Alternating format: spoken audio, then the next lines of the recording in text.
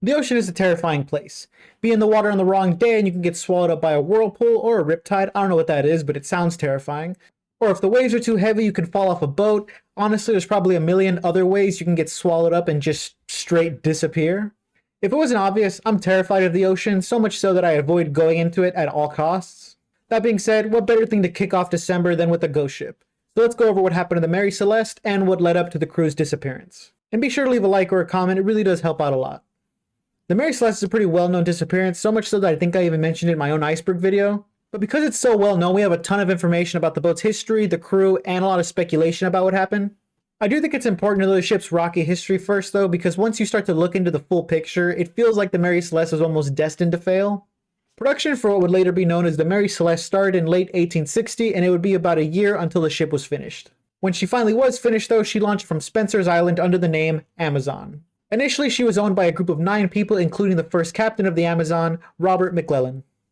On her maiden voyage, the Amazon sailed to the 5 islands in Nova Scotia to pick up some wood and take it across the Atlantic Ocean to London. Unfortunately, Captain McClellan got sick during this voyage, and he would only get worse as it went on, so the Amazon went back to Spencer's Island before going to London to let him off so he can rest or at least try to get better. They arrived and restocked at Spencer's Island, but Captain McClellan died pretty soon after on June 19, 1861. The next captain to helm the Amazon was John Nutting Parker, crazy name by the way, and he continued the voyage to London to drop off the cargo. Unfortunately, Captain Parker had his own issues on the voyage. First, they crashed into some fishing equipment in Maine, and then they crashed into and sank a brig whilst leaving London. But aside from that little hiccup, Captain Parker had a pretty decent run with the Amazon until he retired in 1863. William Thompson took command after, and he had probably the easiest and longest run with the Amazon. And he honestly would have had a perfect run with the ship if a storm didn't drive the Amazon onto shore at Cape Breton Island in October 1867. The storm and crash damaged the Amazon so much that the captain and owners deemed her a wreck and just left her there. And in that same month, she was acquired by a man named Alexander McBean. McBean probably felt the bad luck the Amazon gave off, and he sold it almost as soon as he got it. The wrecked Amazon was bought and restored by an American mariner named Richard W. Haynes, who would be the one to register it under the name Mary Celeste. Richard Haynes' time as captain is runner-up for being the shortest since he registered in 1868, and in October 1869 it was seized by debt collectors. I don't know if you're seeing the trend that's happening here, but October seems like a really unlucky month to be around the Amazon. Not that owning it is any better, but October is not when you want to even be near it. The now named Mary Celeste was sold to a New York group of people headed by James H. Winchester. The people in that group changed over the next 3 years, and there's no reports of the ship doing any cargo or trade routes in this time. In early 1872, the Mary Celeste got about $10,000 worth of upgrades to make her bigger and give her a second deck. Then, on October 29th of that year, the ship got a new captain in Benjamin Spooner Briggs. Again, it seems like all bad luck is tied with October. Before we go any further, I think it's necessary to give a quick recap on who Benjamin Briggs was and how he came to captain the Mary Celeste. Benjamin was born into seafaring life, and he was one of 5 sons born to Captain Nathan Briggs. The seafaring man that he was, it was likely hard for Benjamin Briggs to meet women, so instead he married his cousin, Sarah Elizabeth Cobb, in 1862. I know it sounds weird, but I guess that was the vibe back then. The cousin-loving pair had 2 kids together, Arthur Briggs in September 1865 and Sophia Matilda in October 1870. I know I'm like a broken record at this point, but Sophia was born in October, and October clearly equals bad luck. Speaking of Sophia, by the time she was born, Briggs was pretty successful and was considering retiring to start a business with his brother Oliver. However, their business venture didn't really go anywhere, so instead the pair invested money into 2 ships. Oliver invested in the Julia A. Halleck, and Benjamin, unfortunately, invested in the Mary Celeste. So jumping back to October 1872, Captain Briggs was preparing to take the Mary Celeste out for her first voyage under that name. The plan was to take some cargo from New York to Genoa in Italy. And it was supposed to be a really easy trip, so Captain Briggs arranged for his wife Sarah and his daughter Sophia to join him on the voyage.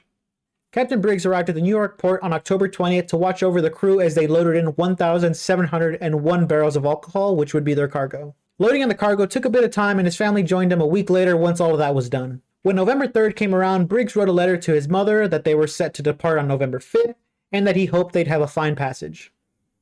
When November 5th came, the Mary Celeste and her crew moved into the New York harbor, but they didn't set out because the weather wasn't looking so good, so Captain Briggs decided to wait for the bad weather to pass. And since the departure was delayed, Sarah decided to write one final letter to her mother-in-law where she wrote, "Tell Arthur I make great dependence on the letters I shall get from him, and will try to remember anything that happens on the voyage which he would be pleased to hear." It's a very sad letter in hindsight, considering this is the last time they spoke to each other. The weather cleared up about 2 days later, and the Mary Celeste left the New York harbor. One thing that's really important to know at this point is that there was another ship that was going to the same destination as the Mary Celeste. The Del Gracia was captained by David Morehouse, and his relationship with Captain Briggs is a little hard to pin down. Some sources say they were really close friends, others say they knew of each other but didn't talk that often, and others say that they didn't know each other at all before this trip. Regardless of which is true, all that you need to know is that they were both going to the same place, and Captain Morehouse left 8 days after Captain Briggs and would be following the exact same route to Genoa, Italy. The reason it's important to know when Captain Morehouse left is because there's little to no record of what happened to the Mary Celeste after it departed the New York harbor.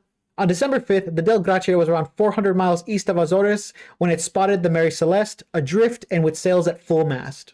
The Del Gracia lookout tried to see if it could spot anything, but couldn't see any sign of the crew, Captain Briggs, or his family. It was an unsettling sight to see, since not only was there no sign of life, but the ship shouldn't have even been there in the first place. Like I said, Captain Morehouse left 8 days after Captain Briggs, so the Mary Celeste should have already been in Italy by this point. Captain Morehouse decided to approach the Mary Celeste and sent a group aboard to investigate what happened. The boarding party found several feet of water below deck, some charts that were thrown around, a destroyed ship pump, and a missing lifeboat. However, aside from that, the Mary Celeste was in pretty good condition. All the cargo was there, all the crew's belongings were still there, and they even found a 6-month supply of food. For a reason Captain Morehouse and the boarding party couldn't figure out, it seemed like something drove the Mary Celeste crew off ship and they decided to risk the open sea. The fact that there was so little to go off of, and because none of the crew ever turned up later, sparked a ton of different theories and speculation that ranged from sea monsters to pirates to killer crewmates. It seems like the speculation quickly turned into sensationalism, since a lot of the stories about it became less about actually figuring out what happened and more about telling a compelling story. For example, Sir Arthur Conan Doyle, author of the Sherlock Holmes books, published a story titled J. Habubuk Jeffson's Statement, in which the Mary Celeste fell victim to an ex-slave who wanted revenge on his captors. Some people assume that the crew killed Captain Briggs and his family and then took over the ship, but that wouldn't make too much sense, since if that were the case, why did they leave the ship, the cargo, and all their stuff? Another popular theory was pirates, but again, why would everything still be there if they were attacked? They would likely have taken everything, especially the alcohol. As for Captain Morehouse and his crew, they were put on trial since a lot of people accused them of attacking the Mary Celeste in order to get the insurance money. However, despite a lot of officials really wanting to pin what happened to David Morehouse, they were never proven guilty and pretty much walked away with the insurance money. Morehouse and his crew being proven innocent left the mystery open for even more speculation, but none of it really went anywhere. The story of the Mary Celeste was actually really close to being lost to time. I mean, people probably got lost at sea a ton in that era, so it was probably something pretty common. But what kept this story alive was mainly Arthur Conan Doyle's story and the stories that followed after it. Like I said earlier, there's a ton of stories that range from plausible to extremely unplausible that try to tell the story of what happened to the crew. There's been a lot of progress into figuring out the mystery of the Mary Celeste, and currently there's an explanation that's pretty widely accepted as the most likely scenario. The night before the final ship log, the Mary Celeste was facing rough waves and heavy wind at about 35 knots. Now, normally that wouldn't be enough to force the crew to escape onto the lifeboat by itself. However, evidence shows that Captain Briggs might have been about 120 miles west of where he assumed he was. And so by this point, he was already 3 days behind when he should have arrived in Italy, and this is when he spotted Azores. Captain Briggs was an experienced seafarer, so like I said, none of these things would have really led him to abandon ship, but there's a few other factors that were at play. Like I mentioned earlier, the ship had been upgraded just before Captain Briggs took it out to sea, and because it was the first time sailing with these changes made, there may have been some oversight in terms of how the Mary Celeste could handle a storm. Leftover wood dust from construction and coal dust from the coal that was on board likely found its way into the ship pump, which led to it bursting. And with that pump busted, it would be hard to tell just how much water was below deck, since by that point there was too much to actually check manually. So in that situation where land was in sight and Captain Briggs couldn't be 100% certain that the Mary Celeste would make it to Azores, he ordered everyone to abandon ship and get onto the lifeboat. Once on the lifeboat, the crew would have been forced to face the heavy wind, strong waves, and incoming storm, at which point they would have likely gotten lost at sea, never to be seen again.